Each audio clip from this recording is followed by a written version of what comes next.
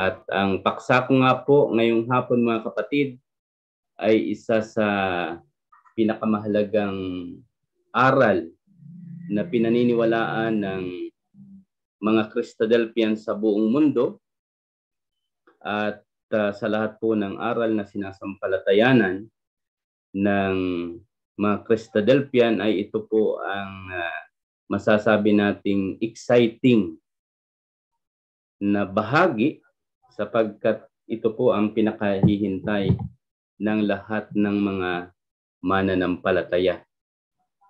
Maging ang mga naunang lingkod ng ating Panginoong Diyos ay malaon nang naghihintay ng mahalagang aral na ito ng banal na kasulatan, ang pangalawang pagbabalik ng ating Panginoong Hesukristo. At ang aral po na ito ng banal na kasulatan ay tiniyak ng bagong tipan sa pamagitan po ng Aklat ng Gawa, Kapitulo 1, talatang 11. At nais ko po na maging interaktibo rin ang ating talakayan ngayong hapon. Pwede pong ang ating mga kapatid na lalaki ay makibahagi sa pamagitan po ng pagbabasa ng banal na kasulatan. Maaari po ninyong sino pong kapatid kaya ang pwedeng makapagbasa sa salin sa Tagalog ng Gawa Kapitulo 1 talatang 11.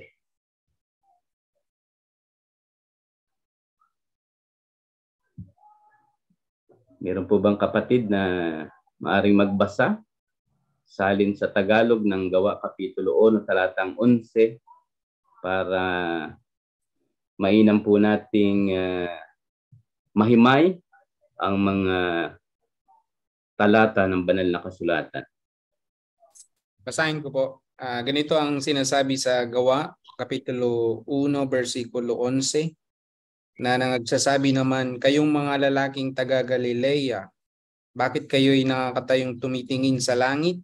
Itong si Jesus na tinanggap sa langit mula sa inyo ay paparitong gaya rin ng inyong nakitang pagparoon niya sa langit. Okay, maraming salamat kapatid. At dito sa aklat na ito ng Gawa, makikita natin na tiniyak ng talata na ito na talagang mayroong literal na pagparito o ikalawang pagbabalik ang ating Panginoong Hesukristo, bagamat mayroon ding mga grupo ng mga mananampalataya na hindi naniniwala sa literal na pagbabalik ng ating Panginoong Hesukristo dito sa ibabaw ng lupa. Subalit ang aral na ito po ng banal na kasulatan ay talagang pinaniniwalaan nating mga Christadelphian sa buong mundo na kung saan ay talagang literal na babalik ang ating Panginoong Hesukristo dito sa ibabaw ng lupa. At ano ang katibayan na talagang ito ay totoo? Batay po diyan sa Aklat ng Gawa.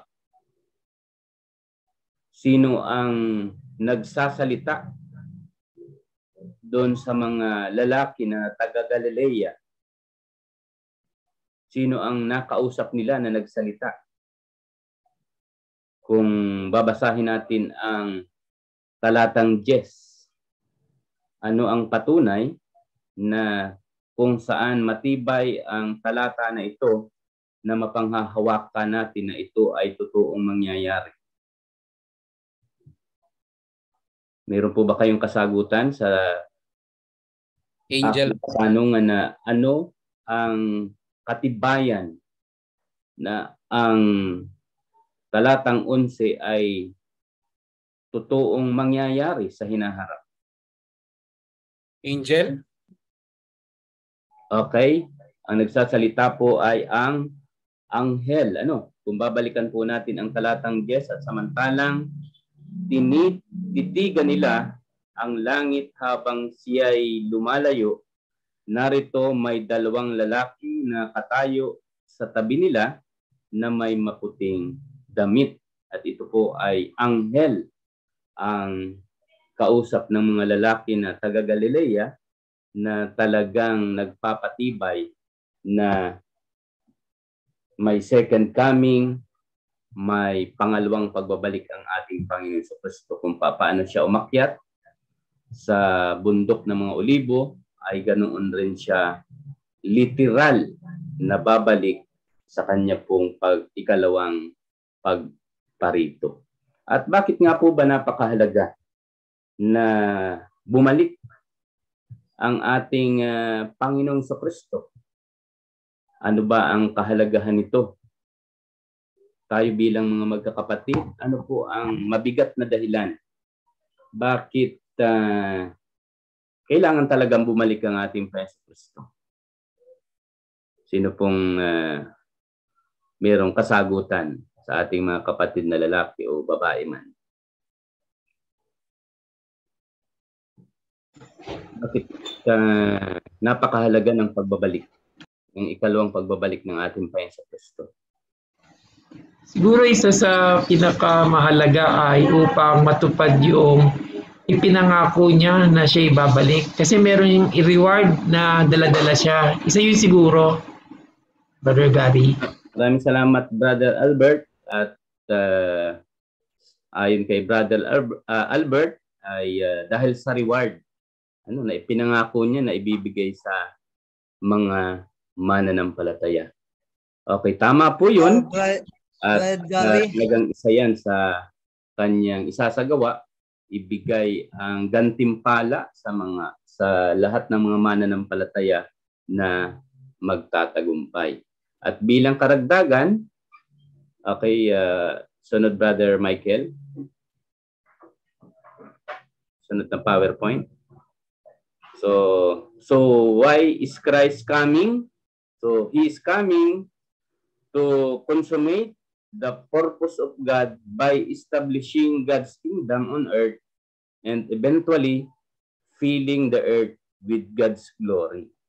Kaya nag-uugat po ito sa napakahalagang panukala ng ating Panginoong Diyos mula sa lumang tipan na ang bawat isa sa atin dito ay pamilyar sa Numbers 14:21 na wala na talagang ibang solusyon na makapagbibigay ng solusyon sa lahat ng problema na kinaharap ngayon ng buong mundo maliban sa ikalawang pagbabalik ng ating Panginoon Jesucristo.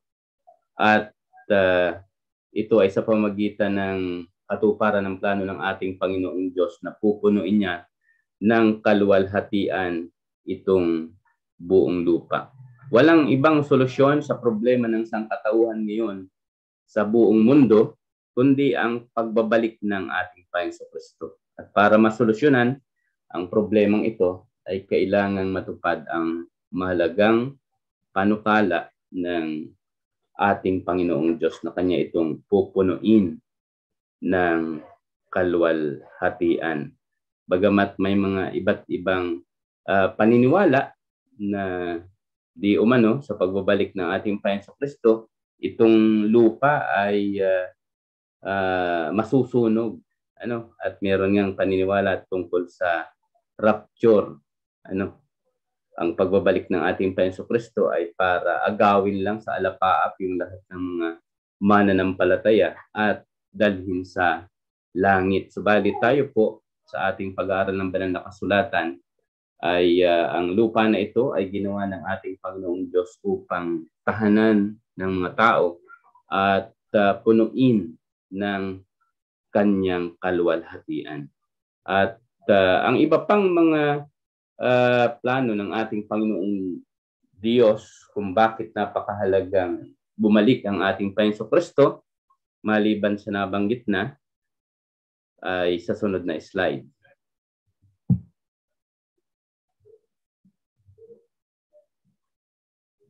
Next, Brother Michael.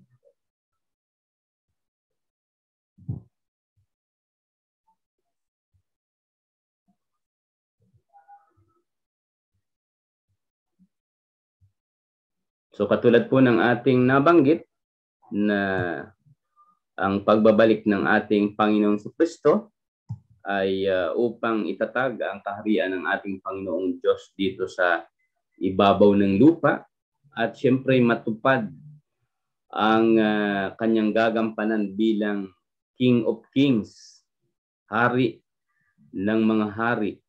Matupad ang titulo bilang siya ay hari ng mga Hudyo at hari ng mga hari sa buong mundo sa pamagitan po ng pagtatatag ng kanyang kaharian sa Jerusalem bilang kapitolyo, bilang sentro ng kaharian ng ating Panginoong Diyos sa pamamagitan ng ating Panginoong Kristo. At ito po ay may kaugnayan sa napakahalagang plano ng ating Panginoong Diyos. Sunod po na slide.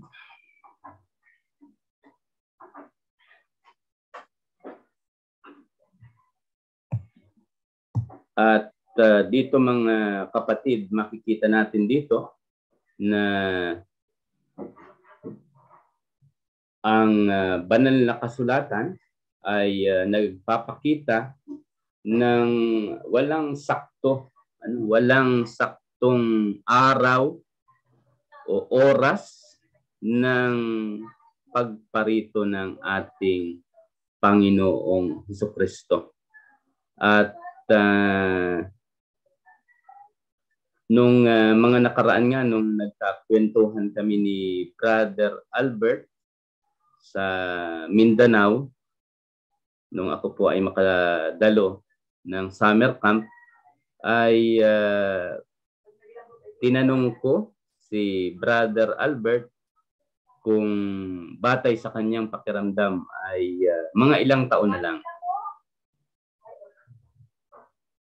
bago bumalik ang ating Panginoong Kristo.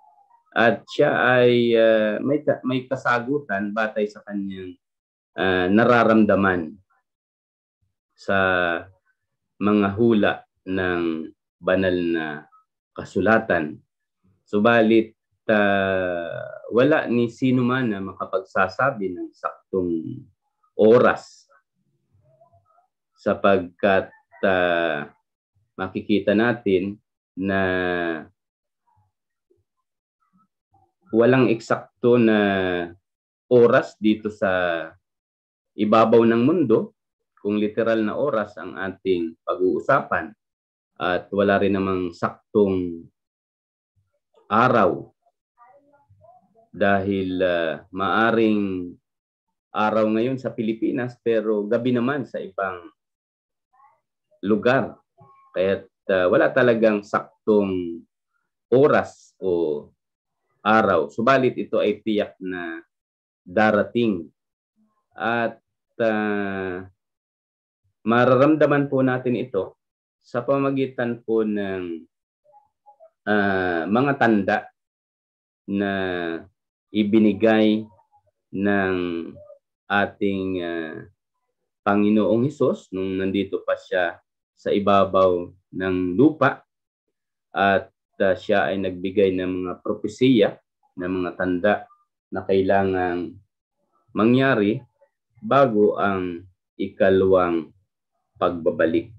At sabi po sa aklat ng Mateo kapitulo 24 talatang 6 ay walang nakaalam maging ang mga anghel sa langit o maging ang anak man, kundi ang Ama lamang ang nakakaalam. Pero nang sulatin po itong Mateo kapitulo 24 talatang 36 o verse 36 ay hindi pa ganap na naibibigay ang kapamahalaan sa ating Panginoong Kristo, ang kapamahalaan dito sa ng kanyang kaharian na darating. Pero iwan ko lamang po sa inyong paniniwala o sa pananaw ng iba. Pero sa akin pong pananaw ay maaring alam na rin na sakto ng ating Panginoong Jesucristo yung takdang panahon na kung saan ay kailan talaga siya babalik dito sa ibabaw ng lupa. Kaya't maaring alam na ng ating Panginoong Jesucristo bilang siya ay nakaluklok sa kanan ng ating Panginoong Diyos na makapangyarihan sa lahat. At sa sunod na slide, mga kapatid,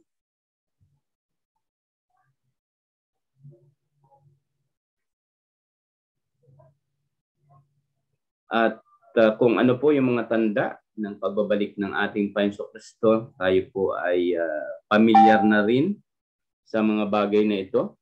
Bagamat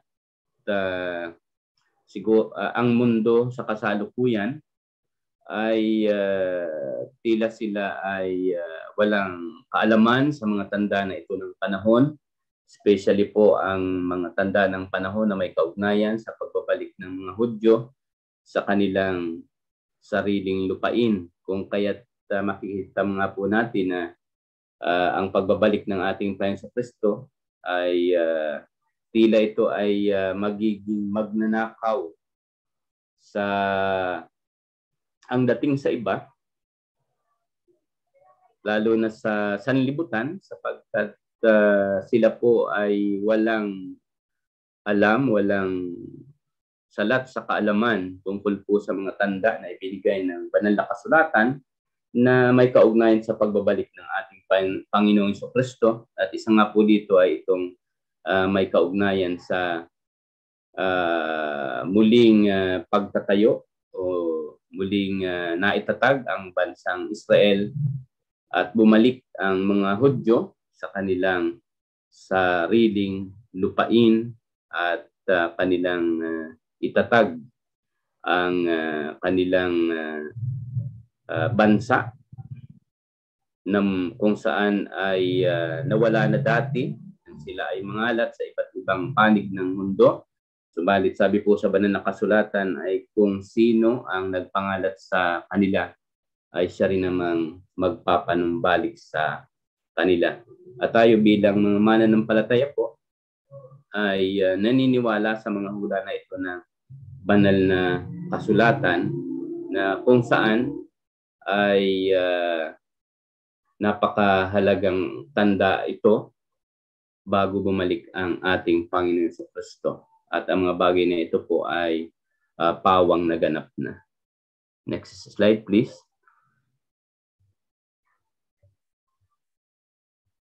Kahit makita po natin sa propesya ng Jeremiah chapter 30 verse 3, sapagkat narito ang mga araw ay dumarating, sabi ng Panginoon, na aking ibabalik na mula sa pagkabihag ang aking bayang Israel at Huda, sabi ng Panginoon, at aking pabalikin sila sa lupain na aking ibinigay sa kanilang mga magulang at kanilang aariin.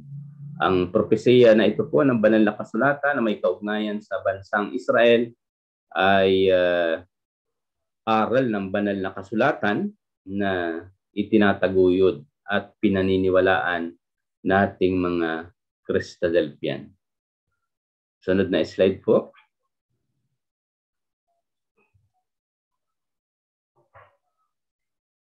Okay, ganun din po yung nilalaman nito na may kaugnay doon sa ating binasa. Sunod na slide.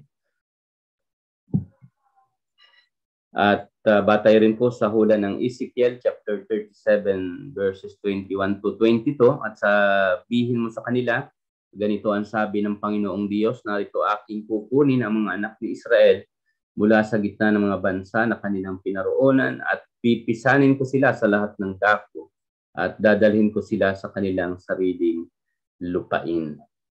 Kaya't makita po natin na ang napakahalagang panukala na ito na nagkaroon po ng katuparan sa bansang Israel at gagawin ko sila na isang bansa sa lupain sa mga bundok ng Israel at isang hari ang magiging hari sa kanilang lahat at hindi na sila maging dalawang bansa o mahati pa man sila sa dalawang kaharian. Mga bagay na ito po para sa atin ay propesiya na nagkaroon po o magkakaroon ng katuparan.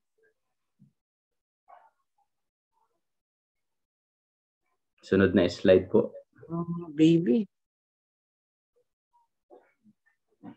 At katulad po ng propesiya rin sa Lucas chapter 21 na nagkaroon ng katuparan sa mga Hudyo sa Lucas chapter 21 verse 24. Sabi dito, at sila'y mga bubuwal sa pamamagitan ng talim ng tabak at dadalhin bihag sa lahat ng mga bansa at yuyurakan ang Jerusalem ng mga hintil hanggang sa matupad ang mga panahon ng mga hintil. At yan po ay nagkaroon ng katuparan na nung ang Jerusalem ay mapasakamay sa ilalim ng mga Romano. Next slide. At isa pa po sa tanda maliban sa nabanggit natin kanina na may kaugnayan sa bayang Israel ay ang tanda ng magiging kaganapan dito sa ibabaw ng mundo, na kung saan ay nabanggit naman po ito sa sulat ni Apostol Pablo sa ikalawang Timoteo chapter 4 verses 3 to 4. Sabi dito, sapagkat darating ang panahong hindi na sila makikinig sa wastong katuruan. Sa halip ay susundin nila ang kanilang hilig. Maghahanap sila ng mga tagapagturo na walang ituturo kundi ang ibig lamang nilang marinig. Hindi na sila makikinig sa katotohanan at sa halip ay ibabaling ang kanilang pansin sa mga alamat.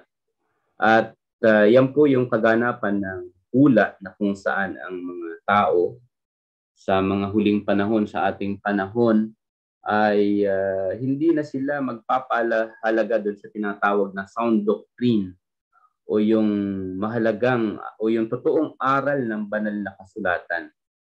Kaya nga po makikita natin at nakapagtataka na maraming iba't ibang sekta ng pananampalataya ang mabilisang lumalago. Mabilis po ang kanilang paglago. At kung ikukumpara mo sa ating mga Christadelphian, ay talagang napakalayo po ng agwat at maaring magtaka ka kung bakit sila ay napakabilis na dumami. Bakit ang aral ng katotohanan sa banal na kasulatan, katulad ng itinataguyod natin, ay hindi ganun kabilis na katulad nila. Subalit kung susuriin po natin ang kanilang mga aral, ay magkakapari-pareho po sila ng aral.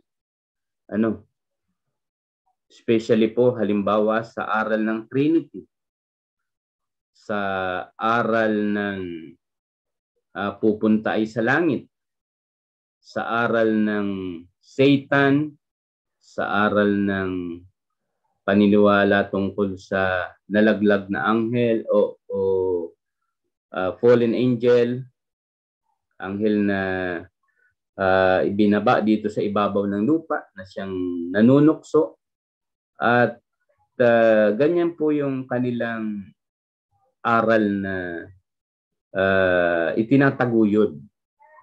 Kaya naman makikita natin na ito ay ang aral na ito ay mabilis mag-convert sa mga mananampalataya dahil halimbawa galing sa pinakainang simbahan, yun yung aral, at doon galing ang isang tao. Kapag sila ay ng ganung aral, ay kaagad nila itong madaling yayakapin. at mas madali silang makakapagpabautismo dahil hindi naman naglalayo ang aral doon sa pinaka-mother church.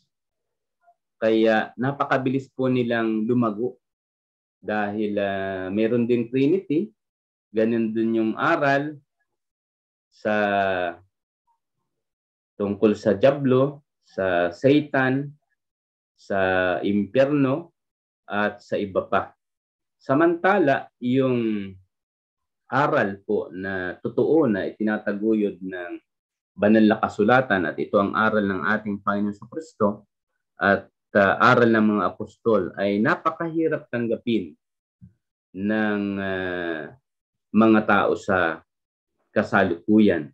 At sa bagay na ito po ay totoong natupad ang hula ng banal na kasulatan na kung saan ay susundin nila ang kanilang hilig, at maghahanap sila ng mga tagapagturo na walang ituturo kundi ang ibig lamang nilang marinig, at hindi na sila makikinig sa katotohanan, at sa halip ay ibabaling ang kanilang pansin sa mga alamat o sa mga kwento na inimbento at hindi salig po sa banal na kasulatan.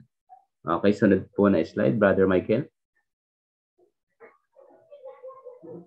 At sa aklat naman po ng ikalawang Pedro Kapitulo 3 talatang 3 at 4, na maalaman muna ito na sa mga huling araw ay magsisiparito ang mga manunuya na may pagtuya na magsisilakad ayon sa kanilang masasamang pita, at magsisipagsabi sa naroon ang pangako ng kanyang pagparito, sapagkat buhat ng araw ng mga tulog ang mga magulang ay nanatili ang lahat ng mga bagay na gaya ng kalagayan nila mula ng pasimulan ang paglalang. Ito pa po ang mga bagay na mangyayari na kung saan ang mga tao ay may inip na sa paghihintay sa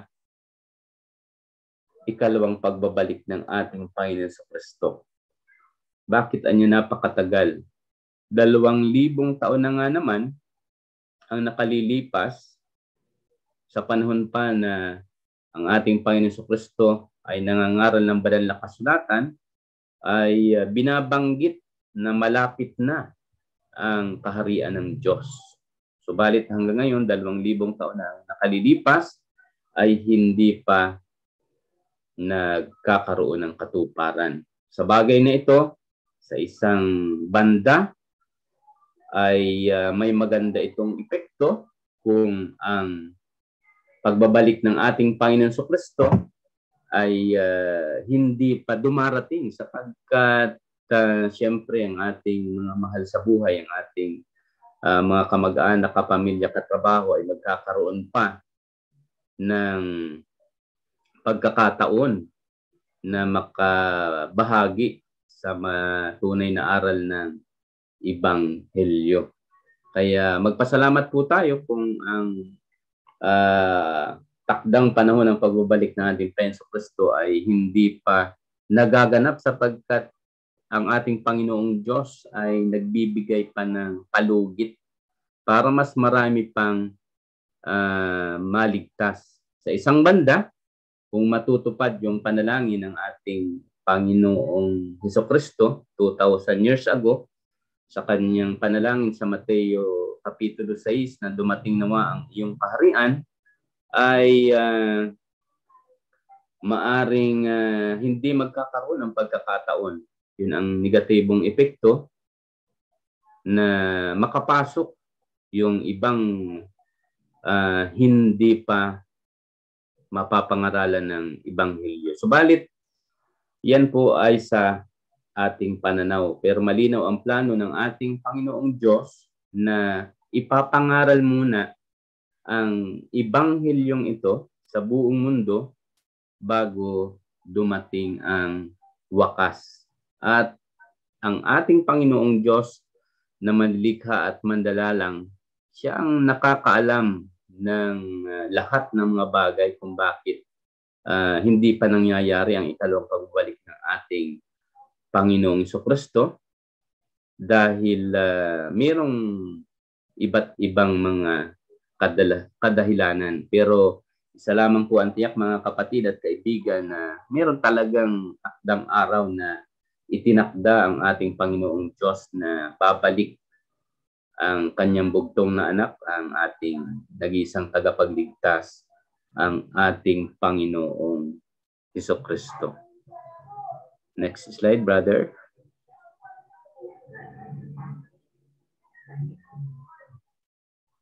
At isa pa sa tanda ng panahon ay yung tinatawag na falling moral standards, na kung saan ito po ay ramdam natin sa kasalukuyang panahon, na sabi dito, ngunit alamin mo ito na sa mga huling araw ay darating ang magulong panahon.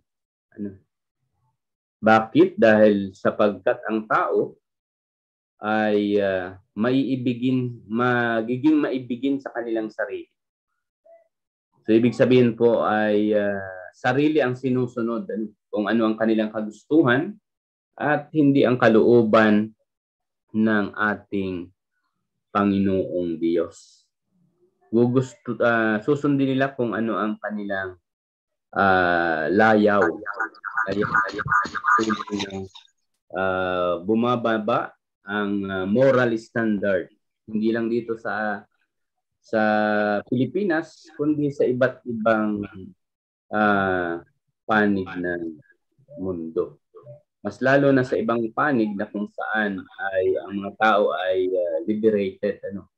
Halimbawa sa US ay ang mga tao ay walang pakialam sa isa't isa. Walang pakialam sa moral ng ibang tao o sa standard ng isang bansa. Dahil ang kanilang sinusunod ay ang kanilang kagustuhan o ang kanilang sarili. So magiging maibigin ang mga tao sa mga material na bagay, sa pera, magiging mayabang, mapagmalaki, mamumusong, masuwayin sa mga magulang, at hindi mapagpasalamat, hindi mga banal. Kaya't sa panahon po ngayon ay mapapansin natin na maraming mga kabataan ang mahirap disiplinahin dahil sa kanilang pagiging masuwayin sa mga magulang, dahil pinoprotektahan po sila ng batas na sila ay bawal paluin o saktan o disiplinahin ng mga magulang. Kaya't makita po natin na ang mga kabataan ngayon ay nagiging masuway na sa mga magulang at wala nang kaayusan. At isang realidad sa mga paaralan ngayon ay yung disiplina sa pagsuot ng uniform ay wala na. Kung anong gusto na lamang na isuot ng mga estudyante, maging sa mga buhok ng estudyante po sa kasalukuyan batay sa sariling karanasan, ay makikita natin na hindi na nasusunod kung ano na lamang yung kanilang gusto na style sa kanilang buhok, ay ganun ang kanilang gagawin. At ang implikasyon nito sa magulang ay ganun din. Kung ano yung gusto nila, ayun ang ginagawa ng kabataan. Kaya sabi dito, sila ay nagiging masuwayin sa mga magulang. At sabi pa dito, sila ay magiging walang pag-ibig, hindi mapagpatawad, mapanirang puri, walang pagpipigil sa sarili, mabagsik, hindi mapagmahal sa kabutihan. Sila ay mga taksil, mga hindi mapagpigil. So sa kasalukuyan po ay alam natin na kung saan yung issue ng pagiging matapat pagiging taksil sa kanilang mga asawa, ay makikita po natin na sa labas ay makikita natin na talamak yung tinatawag na pagiging taksil sa kanilang mga asawa. At yan po ay inihuhula ng banal na kasulatan na magiging talamak, patuloy na bababa ang moral standard ng mga tao bilang isang tanda na nalalapit na ang pagbabalik ng ating Panginoon sa Kristo. Sunod na slide, Brother Michael. At ang isa pa pong kaganapan na hula ay sa Lucas chapter 21 verses 25 to 28, nasabi dito, at magkakaroon ng mga tanda sa araw at buwan at mga bituin at sa mga lupa ay magkakaroon ng kasalatan sa mga bansa na titilihan dahil sa ugong ng dagat at mga daluyong. Magsisipang lupaypay ang mga tao dahil sa takot at dahil sa paghintay ng mga bagay na darating sa ibabaw ng sanlibutan, sapagkat mangangatal ang mga kapangyarihan sa langit. At yung pong binabanggit sa 25 na may kaugnayan sa tanda at araw at buwan at mga bituin, ito po ay isang figurative na may kaugnayan po sa kapangyarihan ng tao dito sa ibabaw ng lupa, na ito po ay mga yayanig sa pamamagitan ng mga bagay na darating dito sa ibabaw ng lupa. At ang mga bagay na ito ay nakita natin personal na nasaksihan ng magkaroon ng pandemya, na maging ang mga makapangyarihang bansa dito sa ibabaw ng mundo ay nayanig dahil sa pandemya, dahil sa salot na dumating dito sa ibabaw ng lupa. At ang mga kaganapang ito ay bahagi pa rin po ng tinatawag ng tanda ng panahon na kailangang mangyari bago bumalik ang ating Panginoon Kristo. Sunod na slide, Brother Mike. At ano pa yung problema ng ating mundo sa kasalukuyan? So yun po yung tinatawag na kahirapan,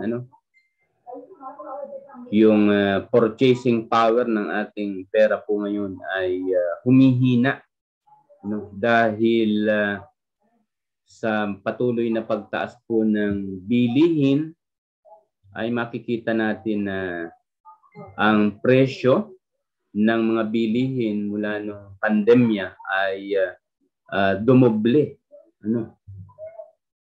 Dito sa amin sa Bicol, halimbawa, ang presyo ng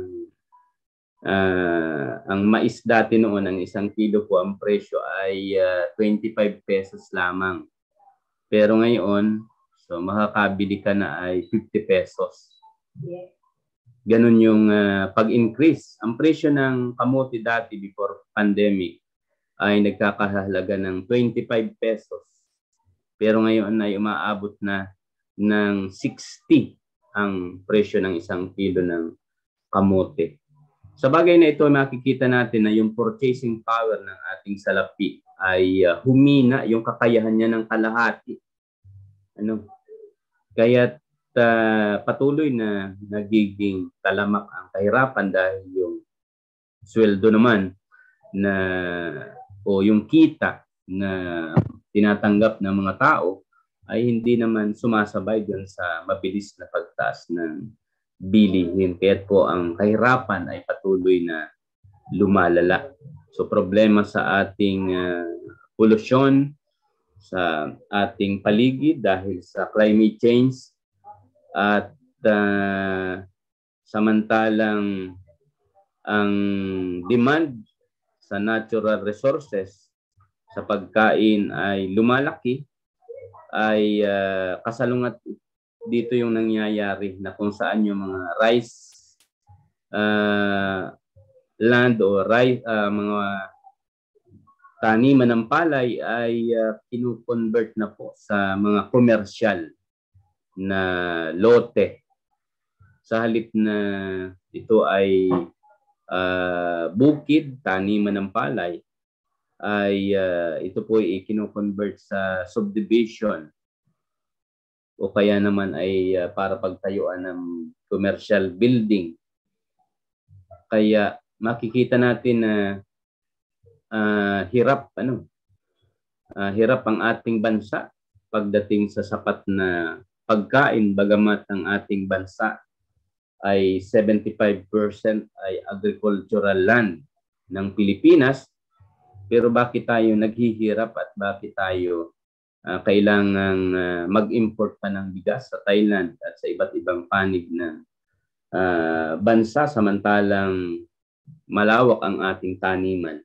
At ito po ay isang implikasyon ng kahirapan na maaaring maranasan mismo ng ating bansa at iba't ibang kaguluhan sa iba't ibang panig ng bansa o panig ng mundo. So, problema sa terorismo, mga suicide bombers, at mga iba't ibang sakit tulad ng ating naranasan. At ganun din ay makikita natin na kung saan marami sa kasalukuyan ang mas yumayaman at mas lalo namang mas madami ang naghihirap sa kasalukuyang lagay ng ating panahon.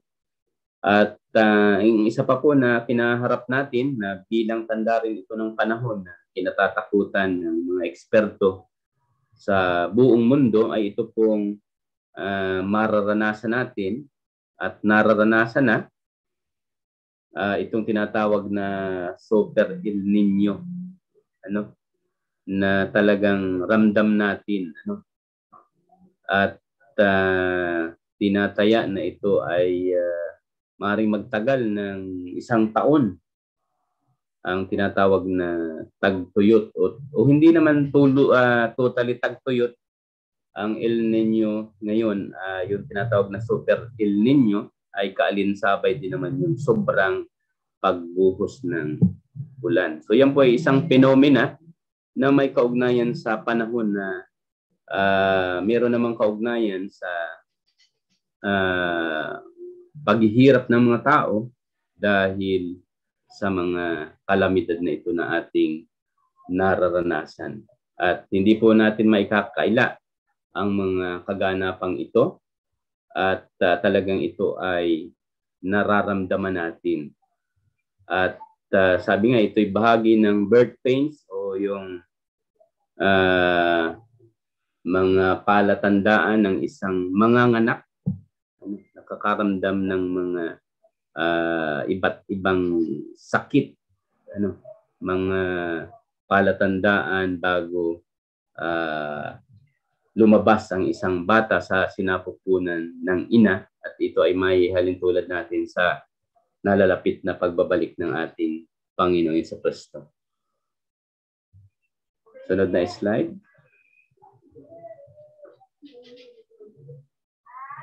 Kaya't sa aklat po ng Daniel, mga kapatid, makikita natin na sa Daniel chapter 12 verses 1 to 2 ay ganito po ang ating mababasa. Nasabi dito, at sa panahong yaon ay tatayo si Miguel na dakilang prinsipe na tumatayo sa ikabubuti ng mga anak ng iyong bayan, at magkakaroon ng panahon ng kabagabaga na hindi nangyari kailanman mula na magkaroon ng bansa hanggang sa panahong yaon, at sa panahong yaon ay maliligtas ang iyong bayan bawat isa sa masumpungan na nakasulat sa aklat. At marami sa kanila na nang tutulog sa alabok ng lupa ay mga gigising, ang iba'y sa walang hanggang buhay at ang iba'y sa kahiyan at sa walang hanggang pagkapahamak. Yan po ang propesiya ng banal na kasulatan na kung saan may kaugnayan pa rin sa pagbabalik ng ating Panginoong Kristo, na kung saan marami, hindi lahat, ay bubuhayin sa alabok ng lupa upang sila ay gisingin. Ang iba ay sa walang hanggang buhay at ang iba naman ay sa walang hanggang pagkapahamak. Next.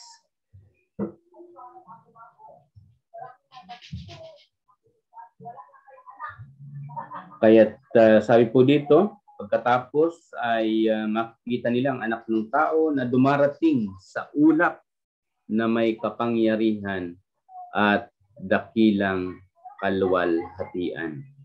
Pagkatapos ng mga problema na ito na kinaharap ng mundo, ay darating ang takdang panahon na makikita nila ang anak ng tao, ang ating Panginoon Kristo, na babalik dito sa ibabaw ng lupa. Taglay ang tinatawag na kaluwalhatian ng ating Panginoong Diyos. At ito po ang pinakahihintay nating lahat na mga mananampalataya, ang araw na ito na babalik ng muli ang ating Panginoon Kristo para sa pagtatatag ng kaharian ng ating Panginoong Diyos. Next.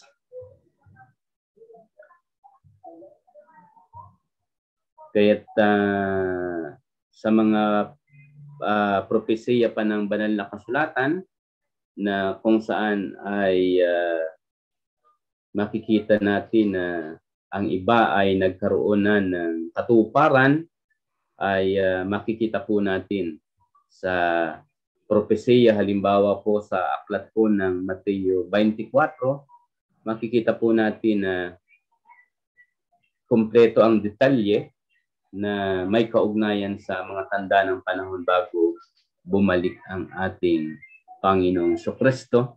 At ang kaganapan nga po sa kasalukuyan na namamasid natin sa buong mundo habang tayo po ay naghihintay, makikita natin na ang mga bansa po ngayon ay naghahanda para sa nalalapit na digmaan, at ito nga po yung tinatawag na Armageddon. Next. At kung isa-summarize po natin ang paksa natin ngayong hapon, ay ang pagbabalik ng ating Panginoon Kristo. Alam natin na may kaugnayan po ito sa pagbabalik ng mga Hudyo sa kanilang sariling lupain, at ito po ay natupad na. Hindi na bago ang propesiyang ito, sapagkat ang bagay na ito ay nagkaroon ng katuparan. Pangalawa, yung the establishment of the State of Israel in 1948. So nangyari na po ito. At ang Jerusalem ay naging capital of Israel since 1967. At yan po yung mga kaganapan na kung saan ay nangyari batay sa propesiya ng banal na kasulatan. At sa panahon natin ngayon ay isang dakilang tanda nga na kung saan ang people o yung mga tao will no longer interested in God. So, ang mga tao ngayon po ay talagang hindi interesado sa paghanap sa ating Panginoong Diyos. Dahil kung papansinin po natin sa kasalukuyan, ay mas marami pong mga tao ang dumadalo kapag mayroong mga concert, ang artista o sikat na banda o sikat na manganganta. Ang mga tao po ay nagsisiksikan at magsisipaglabasan sa kanilang lugar kapag nabalitaan na mayroong concert o artista na dumating. Pero sa kabaliktaran, kapag ikaw ay nagbigay ng advertisement sa radyo o maglibot ka sa gamit ang mga sasakyan at ang iprepresent mo ay may kaugnayan sa Biblia, so ang mga tao po ay hindi interesado. At ganun din kapag ang mga tao po ay binalitaan mo na may kaugnayan sa biyaya na tatanggapin nila, halimbawa ay sa mga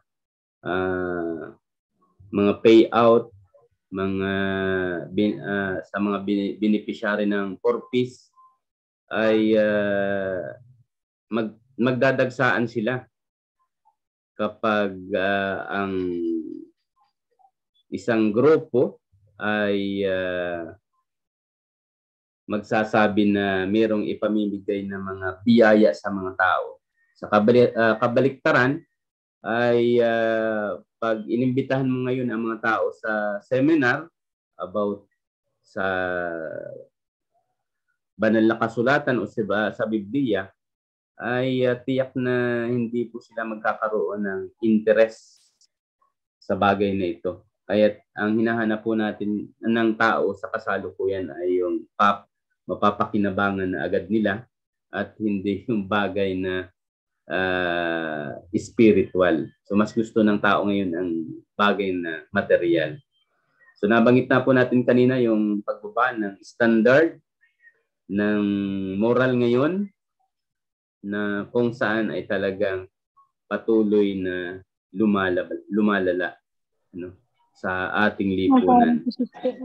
Napakaraming problema ng mundo na kinakaharap ngayon, at alam na po natin na isa sa mga tanda ng pagbabalik ng ating Panginoong Jesucristo ay sa panahon na ang bansang Israel ay relax sa kanilang sarili, na iniisip nila ay kapayapaan, kaya wala silang mga kuta dahil ang pinag-uusapan ng mga tao ay kapayapaan. Pero sabi sa Thessalonica, kapag sinasabi ng tao ay kapayapaan, kung magkagayon ay darating ang biglang pagkawasak. At yan nga po ang nangyayari sa bansang Israel ngayon, na yung kanilang Iron Dome ay mas lalo pang naging high-tech dahil ito ay laser-based na.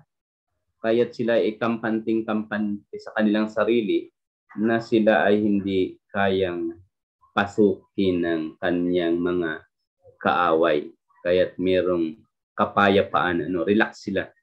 Pero yan po ang dakilang tanda ng panahon na darating ang ating Panginoong Jesucristo, sa panahon na hindi nila iniisip at ang pagdating ng ating Panginoong Jesucristo ay tila magnanakaw sa gabi. Kaya tayo po bilang mga mananampalataya ay patuloy na magmatiyag, maging handa sa mga tanda ng panahon upang tayo po ay maging handa sa dakilang araw ng ating Panginoong Diyos, ang ikalawang pagbabalik ng ating Panginoong Jesucristo, para tayo po ay magkaroon ng puwang sa kaharian ng ating Panginoong Diyos.